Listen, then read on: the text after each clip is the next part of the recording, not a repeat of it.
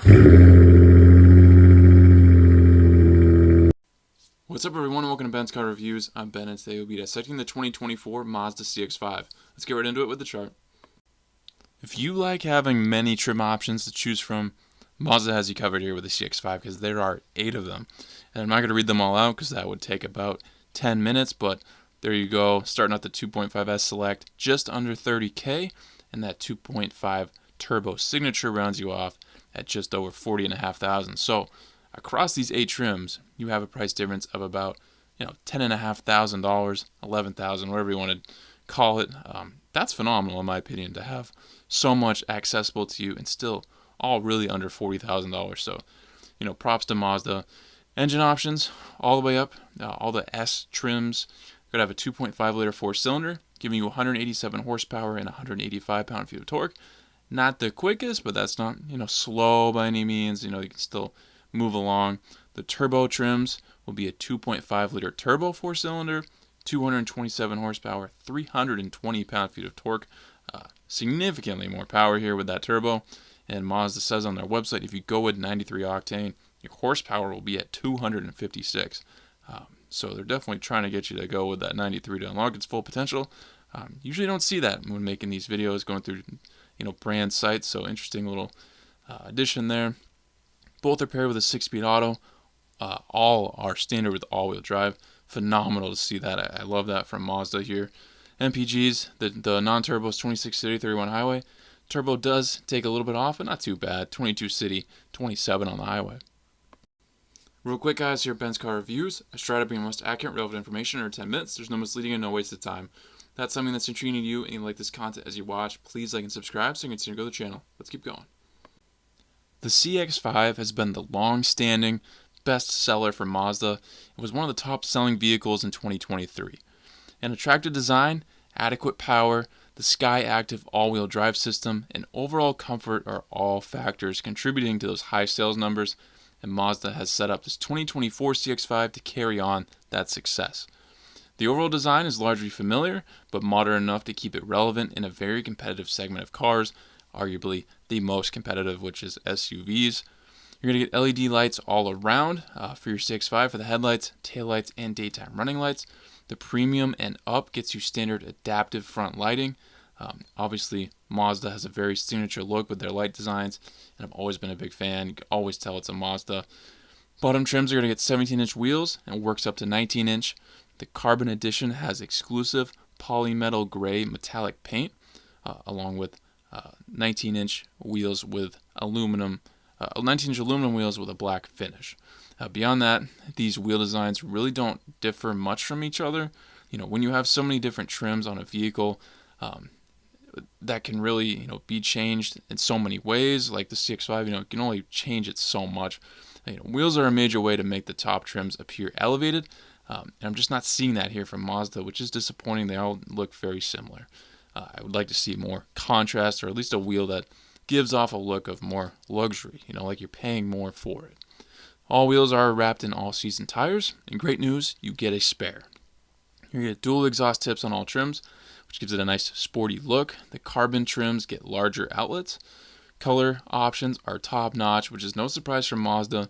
They always knock it out of the park with their paint options. Side mirrors will either be black or body-colored, and heated mirrors become standard on the S Premium. You get a rear roof spoiler on all trims. Available Mazda Intelligent Drive Select technology allows you to customize your drive modes along various roads and surfaces. You can choose between normal, sport, and off-road modes. There's available paddle shifters for more connected drive if that's your thing. Automatic rain sensing wipers on all trims, which surprised me to see, but great to see. This is a 2023 IIHS top safety pick and has a 5-star safety rating, so you're driving something safe with you, your family, kids, their friends, all of that. Very safe vehicle. This thing measures in at 180.1 inches long, 83.3 inches wide, 65.4 inches tall, and you'll get up to 7.9 inches of ground clearance, depending. Max towing is 2,000 pounds for either engine setup. Also, lots of options and accessories to outfit your CX-5 to your preferences, like bike racks and all that good stuff. Choosing a best bang for your buck when there are 8 trims can be difficult. and it's especially difficult when there's really only $10,000 that separates all of them. But like I said, off of that, I love to see it, and I commend Mazda for doing that because it really allows people to get the model they want. Overall, I think I would choose the S Premium.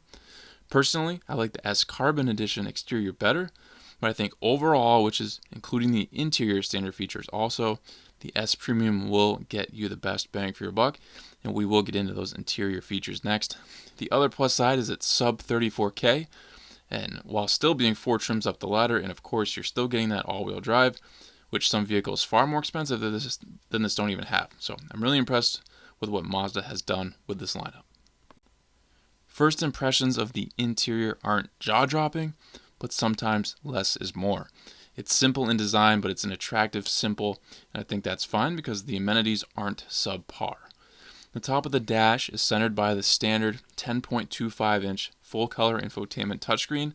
I usually prefer the integrated style as opposed to this, but Mazda does it well. It looks good. The Apple CarPlay Android Auto capability on all trims, and you'll get wireless closer to the top, but only for the Apple CarPlay. Navigation is available, and even off-road navigation on the Turbo Signature. Bottom trims will get a 4.6-inch driver's info cluster, and the rest get a 7-inch display. There are leather trim seats that begin on the Preferred. The Carbon Turbo trim gets you exclusive terracotta leather seats. Turbo Signature gets you exclusive Caturra Brown Napa leather seats, and the Turbo Signature also gets real wood trim. Heated seats are standard on all trims. Yes, you heard that right. All trims. Ventilated front seats start on the Premium Plus. The base trim has 6-way power driver's adjustable seat, and the rest get 8-way. There's a power moonroof that starts being standard on the Preferred. Available wireless charger. Carbon Edition adds on the Bose Premium 10-speaker surround sound system. The Turbo Premium lands you standard heated steering wheel and heated rear seats, standard dual zone automatic climate control, and you get rear vents on all trims. The iActive Sense safety system gets you tons of driver's assist, safety and technology features standard, and there are more available. Overall, I think Mazda did well optioning out these interior features. As I mentioned earlier, there's a lot within reach here, but Mazda really gives each trim level a reason to be attractive to the buyer. They don't make you want to keep climbing the ladder to get what you really want. In review, guys, if you're in the market for an SUV, just like the CX-5 here in 2024, you're loving Mazda, you're a big fan, you love the look of the CX-5. Its biggest competitors in a very competitive market are going to be, in my opinion, the Honda CR-V, the Hyundai Tucson, and of course, the Toyota RAV4. Yes, there's much more beyond that, but those three are seemingly everywhere. They just dominate, especially the CR-V and the RAV4. So going up against those two alone is a feat. It's not easy to do. But what I think is brought here with the CX-5 is a worthy competitor, especially with that extra power on that second engine option. And I absolutely love the prices of these trims, how many there are that are at those prices. I really can't believe it. I've done a lot of these videos now. I've made a lot of charts. I've seen a lot of brands of vehicles. Nothing is like what Mazda's doing. Not only do they not give you all these options, but they range, if there's 8 trims, it's seemingly at least $15,000 to $20,000.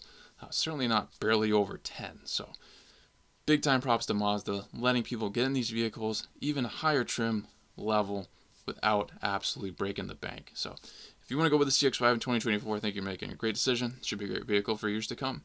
Hopefully this video laid things out and clear way for you guys. Thank you for watching this Benz car review. Please subscribe if not already. If you have an idea for a future review, drop in the comments. I'll see what I can do. If you'd like to become a member of the channel, I have that option now. Check that out and join if you'd like, and I'll catch you on the next Benz car review.